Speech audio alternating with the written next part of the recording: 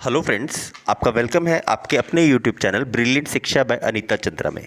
तो दोस्तों आप अब हम लोगों को मिल सकते हैं हमारे ईमेल आईडी brilliantशिक्षा@gmail.com पर, या फिर आप हमें फेसबुक पर भी फॉलो कर सकते हैं ब्रिलियंट शिक्षा के नाम से। चलिए देखिए, अब हम लोग इस वीडियो में बात करेंगे chapter number 3, linear equation in two variables, दो चर वाले रैखिक समीकरणों का युग्म। तो दोस्तों इससे पहले हम लोग चैप्टर 1 और चैप्टर 2 हमारे पिछली वीडियोस में कर चुके हैं। अगर फिर भी आप हमारे चैनल पर नए हैं और पिछली वीडियो को देखना चाहते हैं तो प्लीज़ आप लोग हमें फॉलो कीजिए, और लिंक जो फर्स्ट चैप्टर और सेकंड चैप्टर के हैं हम डिस्क्रिप्शन में नीचे दिया हुआ है। तो चलिए स्टार्ट करते हैं video. Chapter number 3, linear equation in two variables, दो चर वाले रैखिक समीकरण। तो दोस्तों इस वीडियो में हम लोग बात करेंगे इंट्रोडक्शन की, ये चर क्या है और रैखिक समीकरण क्या है। सबसे पहले हम स्टार्ट करते हैं चर से। तो दोस्तों पिछले वाले वीडियोस में हम लोग चर की बात कर चुके हैं, वेरिएबल्स की बात कर चुके हैं। वेरिएबल्स जो हैं वो नंबर्स है, वो नंबर्स जो हम अपनी वैल्यू चेंज के, वेरिएबल मीन्स वर्ड है very, VARI, very, very word से मिलकर बना है। वेरी मीन्स जो अपनी वैल्यू चेंज करते हैं। फॉर एग्जाम्पल ये कोई भी अल्फ़ाबेट हो सकता है, ABCD XYZ, कुछ भी हो सकता है। एग्जाम्पल देखते हैं। मेरे पास एग्जाम्पल है x + y = 5। तो यहाँ पर मेरे पास वेरिएबल कौन है, x और y। हाउ, चेक करते हैं।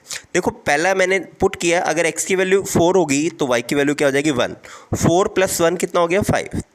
ठीक है, ये तो एक वैल्यू होगी। सेकंड वैल्यू की बात करते हैं।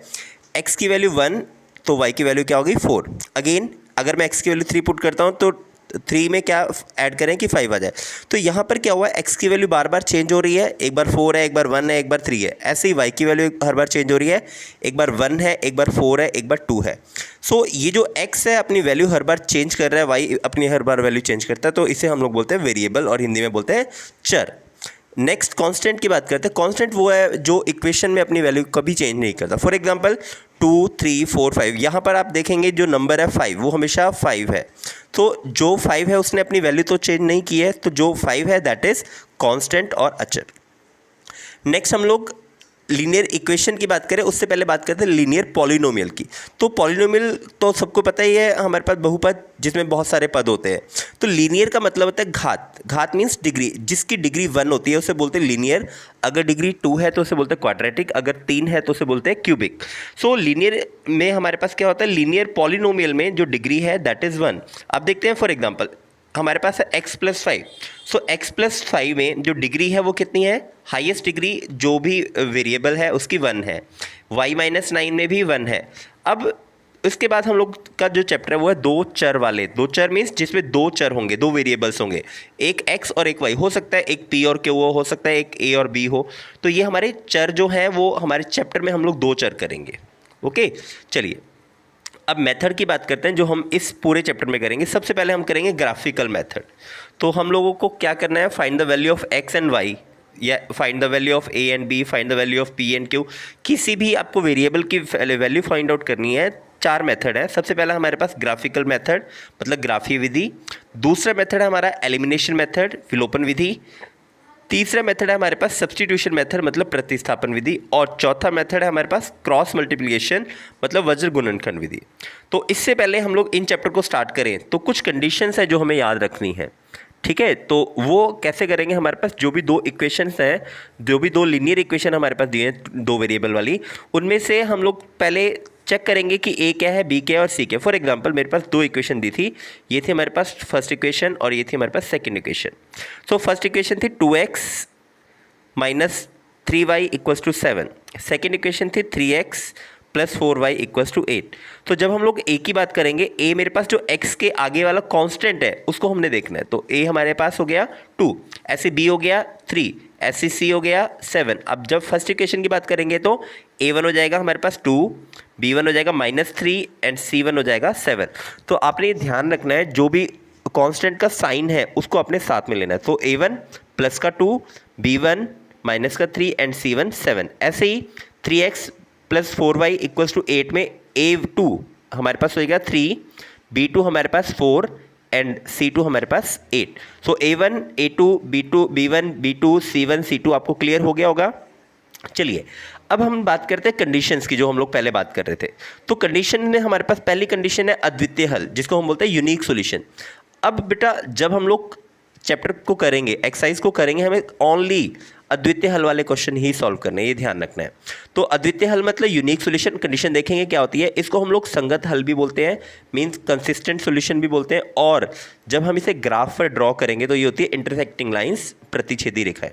तो ये तीनों कंडीशन का एक ही फॉर्मूला है, एक ही कंडीशन है, और वो क्या है, A1/A2 is not equals to B1/B2। तो आपको फर्स्ट चीज़ ये याद रखनी है, अगर अद्वितीय हल है तो A1/A2 इक्वल्स टू B1/B2। संगत हल है या कंसिस्टेंट सॉल्यूशन है तो भी A1/A2 B1/B2। प्रतिच्छेदी रेखाएं हैं तो भी A1/A2 इक्वल्स टू B1/B2। सो ये आपको याद करना है। चलिए नेक्स्ट चलते हैं अनेक हल। अनेक हल को हम बोलते हैं इनफाइनाइटली मैनी सॉल्यूशन, हिंदी में संगत, इसका भी संगत हल होता है, कंसिस्टेंट सॉल्यूशन होता है। और संपाती रेखाएं, संपाती रेखाएं कोइंसिडेंटल लाइंस। अब ये क्या होते हैं बेटा, देखो जो हमारे पास प्रतिच्छेदी रेखाएं थी वो थी जो एक दूसरे को काटेंगी किसी एक पॉइंट पर।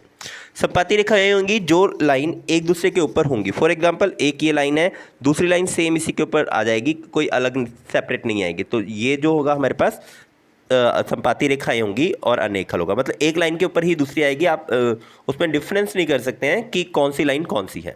तो इसके लिए कंडीशन है हमारे पास A1/A2 equals to B1/B2 equals to C1/C2। मतलब तीनों का जो आप रेशो निकालेंगे वो सेम आएगा। ये था हमारे पास अनेक हल। चलिए नेक्स्ट चलते हैं, कोई हल नहीं मीन्स नो सोल्यूशन। और ये हमारे पास असंगत हल होता है, और इसकी जब आप लाइन ड्रॉ करेंगे ये पैरेलल लाइंस आएंगी जो एक दूसरे को नहीं काटेंगी, कभी नहीं मिलेंगी। सो इसके लिए कंडीशन है A1/A2 equals to B1/B2 is not equals to C1/C2। Okay, तो तीन कंडीशन हो गई हमारे पास। सबसे पहले हमने किया यूनिक सॉल्यूशन। यूनिक सॉल्यूशन के लिए क्या किया हम लोगों ने, A1/A2 equals to B1 is not equals to B1/B2। Second condition की हमने अनेक हल। अनेक हल के लिए हमने किया A1/A2 B1/B2 C1/C2। थर्ड हमने किया नो सॉल्यूशन, कोई हल नहीं, उसके लिए हमने किया A1/A2 is equals to B1/B2 is not equals to C1/C2। चलिए एग्जांपल देखते हैं एक, फिर चेक करते हैं कि इसका कौन सा सॉल्यूशन। आपके पास क्वेश्चन दिया हुआ है, find whether it has unique solution, infinitely many solution और नो सॉल्यूशन। तो आपके पास इक्वेशन थी, फर्स्ट इक्वेशन 3x + 2y = 7, और सेकेंड इक्वेशन थी आपके पास 4x - 2y = 6। तो अब हम लोग क्या करेंगे, सबसे पहले A1 और A2 निकालते हैं। तो A1 मेरे पास हो गया 3, B1 हो गया 2 एंड C1 हो गया 7। सो A1 3, B1 2 and C1 7।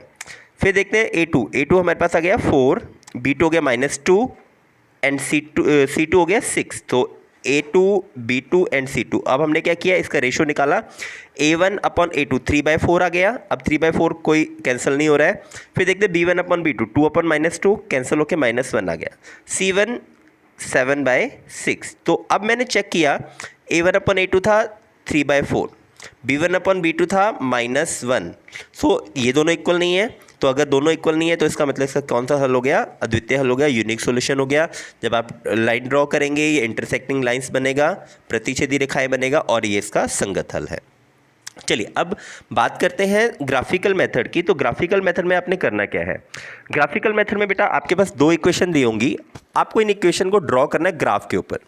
So graph के ऊपर ड्रॉ करने के लिए आपको करना क्या है, सबसे पहले आपको इसके पॉइंट्स निकालने हैं, एक्स की वैल्यू और वाई की वैल्यू आपने फाइंड आउट करनी है। सो एक्स की और वाई की वैल्यू फाइंड आउट करने के लिए आपने करना क्या है, चलो देखते हैं, स्टार्ट करते हैं। सो आपने सबसे पहले जब इसको सॉल्व करना है तो एक्स की और वाई की वैल्यू फाइंड आउट करने के लिए बेटा आपने पहले चेक करना है कि इसका सोल्यूशन क्या है। मैंने देखा पहले हम लोगों ने कर लिया था 3/4 नॉट इक्वल्स टू -1 आया था, इसका मतलब इसका कौन सा सोल्यूशन हो गया, यूनिक सॉल्यूशन।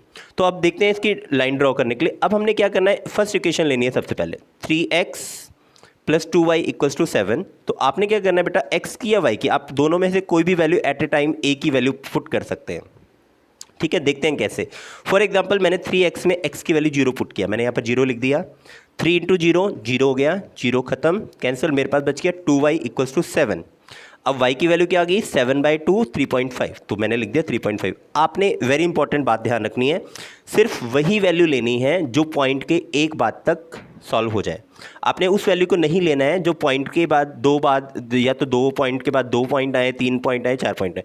वाई, क्योंकि आप जब ग्राफ के ऊपर प्लॉट करते हो बेटा उसे अप्रॉक्सीमेटली में करना पड़ेगा। ठीक है, तो आपने सिर्फ वही वैल्यू लेनी है जो पॉइंट के एक बाद तक कंप्लीटली डिवाइड हो जाएगा। जैसे 3.5 आप ले सकते हो, बट अगर ये होता y इक्वल्स टू 9/7, सो ये डिवाइड करते 7 1 ज़ा 7, 20 हो गया, 7 2 ज़ा 14, फिर उसके बाद कुछ और आगे जाएगा, तो इस वैल्यू को हम लोग नहीं लेंगे। ठीक है, क्यों नहीं लेंगे? क्योंकि ये फिर जब आप ग्राफ पे प्लॉट करोगे वो अप्रॉक्सीमेशन में आएगा। चलिए नेक्स्ट वैल्यू देखते हैं। अब हम लोग देखिए एक वैल्यू में हम लोग कोई भी वैल्यू पुट कर सकते हैं। अब मैंने यहाँ पर y की वैल्यू पुट कर दी -1, सो y की वैल्यू मैंने लिखा -1, सो 2 इंटू -1 -2 हो गया, इधर आके +2 हो गया, तो 3x इक्वल्स टू 7 + 2 कितना हो गया 9। अब 9 को मैंने क्या करेंगे 3 मल्टीप्लाई में, इधर 3 मल्टीप्लाई इधर आके क्या हो जाएगा डिवाइड में आ जाएगा, सो 9 डिवाइड बाई 3। तो जब हमने y की वैल्यू -1 पुट की तो x की वैल्यू आ गई 3। तो आप इसी तरह करके x और y की कोई भी वैल्यू पुट कर सकते हैं। चलिए और देखो कई टीचर्स आपको सिखाएंगे कि आप सिर्फ 2 वैल्यू से फाइंड आउट कर सकते हैं, ग्राफ प्लॉट कर सकते हैं, और ठीक है, बट मैं आपको कहूँगा कि आप कम से कम 3 पॉइंट निकालो। बेटा 3 पॉइंट में क्या होता है, आपकी जो भी पॉइंट्स है ना वो गलत होने के चांसेस कम हो जाते हैं, वो बिल्कुल सही आएगा आपका। 2 पॉइंट्स में कई बार अगर आपका पॉइंट गलत हो तो वो लाइन आपके पास ड्रॉ हो जाएगी, तो इसलिए आपने ध्यान रखना है 3 पॉइंट ही निकालने हैं। चलिए नेक्स्ट देखते हैं। नेक्स्ट वैल्यू मैंने क्या किया, अब यहाँ पर मैंने x की वैल्यू 1 पुट कर दी, 3 इंटू 1 3 हो गया, प्लस 2y इक्वल्स टू 7। अब 3 को उधर लेके जाएंगे -7, 7 - 3 4 आ गया, 4/2 2 हो गया। अब एक और आपके लिए सजेशन है, जब कभी भी आपके पास कोई ऐसी वैल्यू जिसमें 2 आ रहा हो, आपने 2 वाले में वैल्यू नहीं पुट करनी है। क्यों?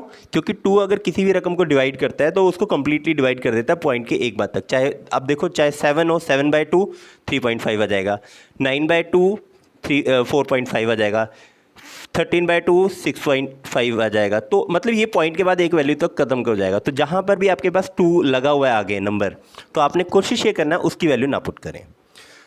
चलिए, तो ये तो हो गया हमारे पास ग्राफ मेथड। ऐसे ये तो मैंने एक का ड्रॉ किया है, एक का पॉइंट निकालनी है, ऐसे आप दूसरी इक्वेशन के भी पॉइंट निकालेंगे और उसको सॉल्व कर लेंगे। ये अभी इंट्रोडक्शन है, जब हम लोग डिटेल में एक्सरसाइज करेंगे तब मैं आपको कंप्लीटली इसको कराऊंगा।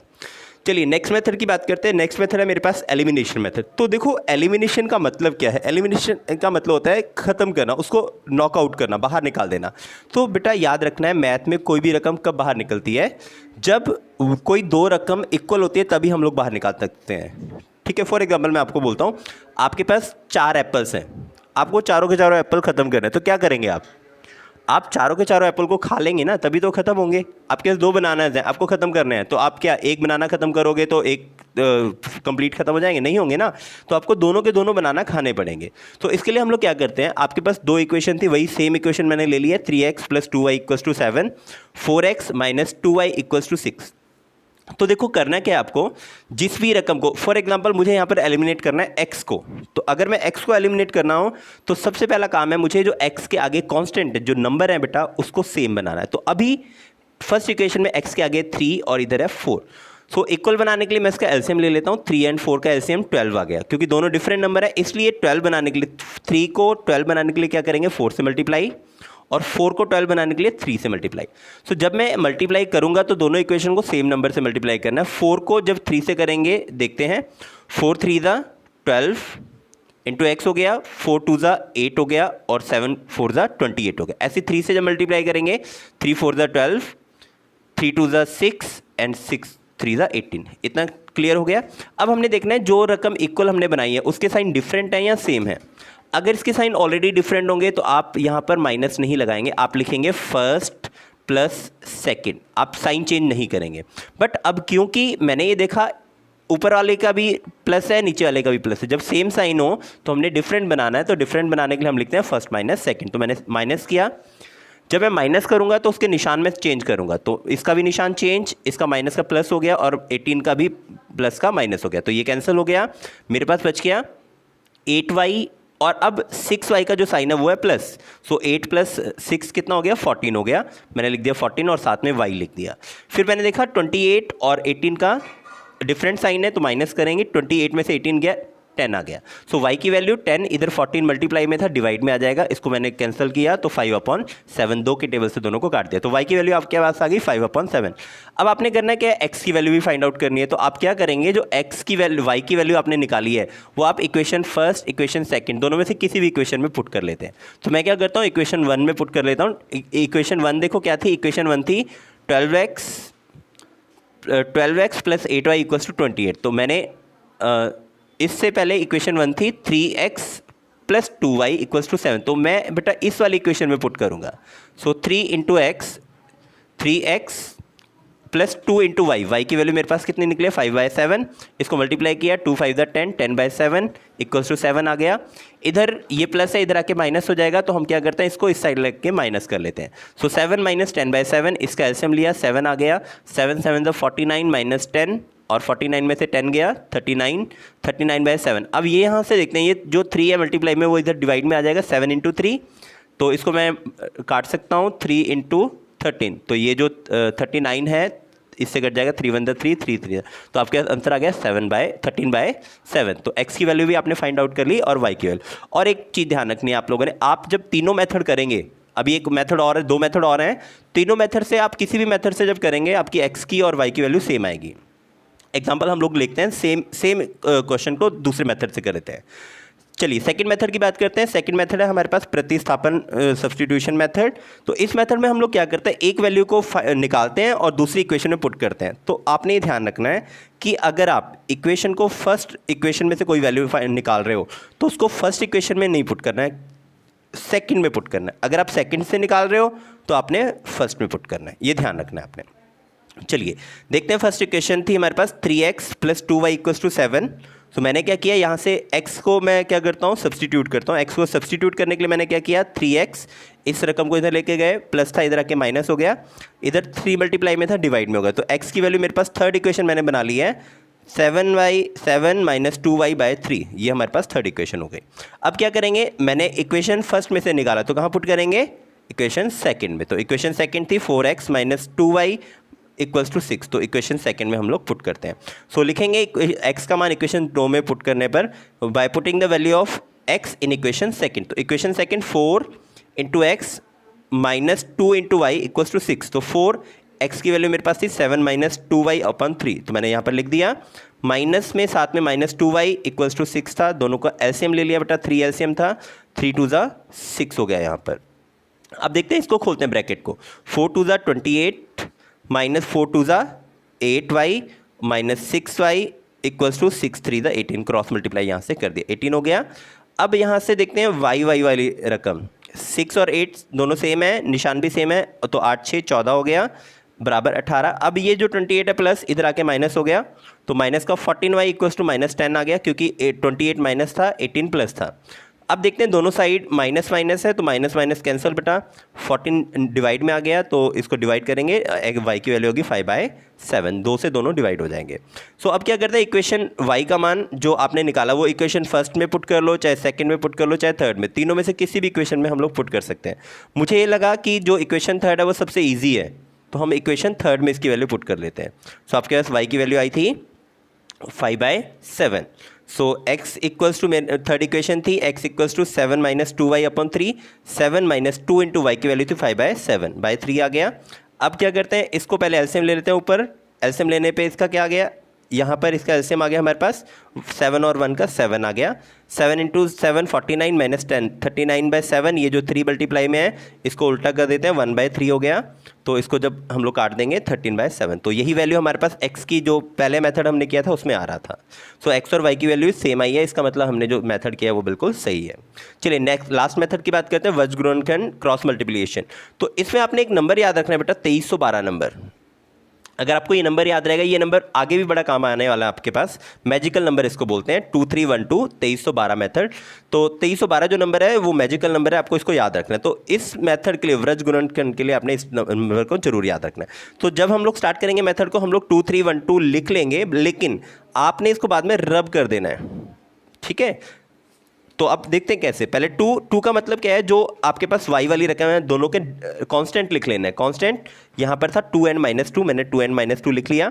अगेन थर्ड था 7 and 6, मैंने 7 and 6 लिख लिया। फिर नेक्स्ट था मेरे पास 1 था 3 एंड 4, मैंने 3 एंड 4 लिख लिया। अगेन सेकंड था 2 एंड -2, मैंने 2 एंड -2। तो 2 3 1 2 आपको समझ में आ गया होगा। 2 का मतलब y वाली रकम, 1 का मतलब 3 एंड 4, और अगेन थर्ड का मतलब 7 एंड 6। सो 1 ये हमारे पास हो गया 1 1 2 एंड 3।